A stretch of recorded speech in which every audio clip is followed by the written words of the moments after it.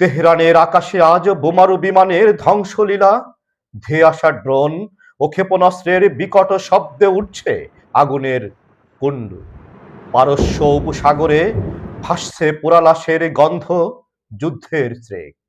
স্বজনদের আহাজারিতে কাঁপছে তেহরান, মাসহাদ, কোম এবং কেবিনের মাটি। চলছে ধ্বংসলীলা, ভাঙছে স্বপ্নের ঘর, বেছে বেছে শহীদ করছে বিপ্লবের অকুতভয় রাহবারদের। নিজেকে বাঁচাতে যেন নীরব মুসলিম বিশ্ব।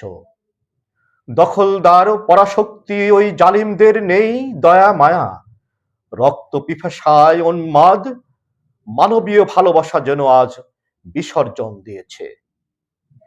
কবি, রুমি, হাফিজ ওনারা যেন বলছেন, পারস্য উপকূলে ইমানদারদের সাহসী আগুন মুছে দেবে একদিন পরাশক্তিদের দাম্ভিকতা। অবসান হবে যুদ্ধের আগুন।